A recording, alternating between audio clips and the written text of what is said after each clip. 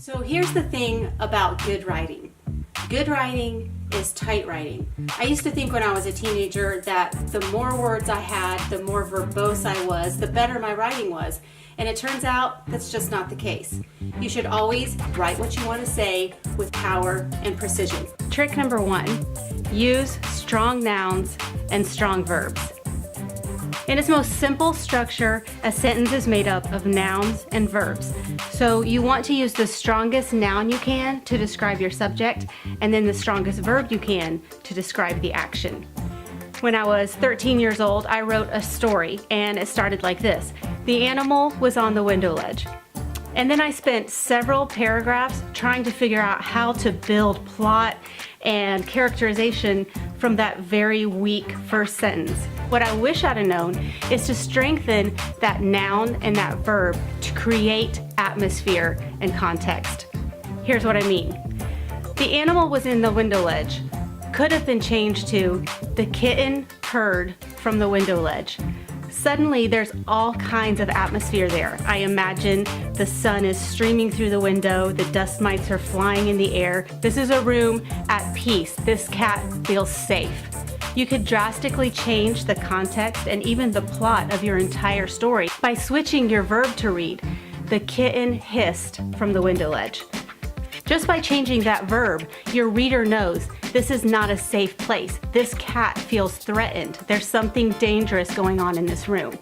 If you've already used the strongest noun and verb you can in your sentence, you can amplify the situation by adding modifiers. So the sentence eventually could read, arching her back, the kitten hissed viciously from the window ledge.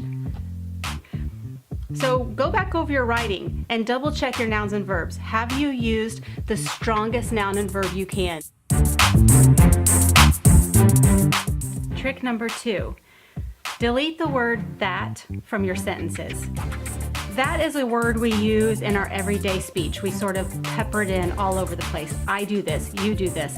And then when we read it in other people's writing, we don't necessarily question it because we've heard it so much, it sounds normal. Most of the time you see the word that in your writing, it's probably unnecessarily there. For example, the sentence, the building that is on your left is City Hall, should be reduced to the building on your left is City Hall. You might write, it's doubtful that Steve would participate in the party. You can shorten that sentence to say, it's doubtful Steve would participate in the party. Look deliberately for unnecessary uses of the word that.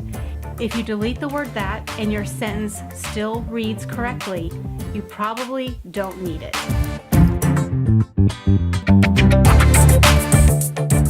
Avoid redundant phrases. Redundant phrases are words you throw into your sentences that over-clarify your noun or your verb. When I was 15, my family took a trip out west. And when I came back, I wrote a book report about it. And I wrote the sentence, as my family drove through the desert, the sunset was orange in color. Not to be confused with the sunsets you've ever seen that are orange in height or weight or anything else besides a color. In color was a redundant phrase. The same year I wrote an essay about poverty, and I wrote the sentence, the children in the slums were starving to death. Not to be confused with the children of the slums who are starving to life.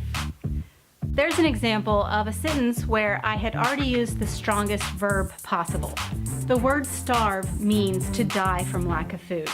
So if you translated my sentence literally, I wrote, the children of the slums were dying from lack of food to death. It's an over-clarification. We've all read the sentences that start, in other words, and of course we're always wondering, if you needed other words, why didn't you just use them to begin with? So don't do that to your readers. Use strong nouns, strong verbs, and then give your readers the benefit of the doubt to understand what you've written. The one place it would be really great to use redundant phrases is if you're writing a fictional character who's super annoying and has this ability to reiterate the obvious all the time. Throwing redundant phrases into her dialogue is a great characterization tool. But other than that, avoid redundant phrases. Now, we all know this rule doesn't apply to students who have a 500-page paper due tomorrow and they haven't even started yet. By all means, they should just go ahead and use 3 modifiers for every noun and verb to get their word count up. But if you want to write well, you'll learn to write tight. So my 3 favorite tricks for writing tight that I wish I'd have known when I was a teenager. Use strong nouns and strong verbs.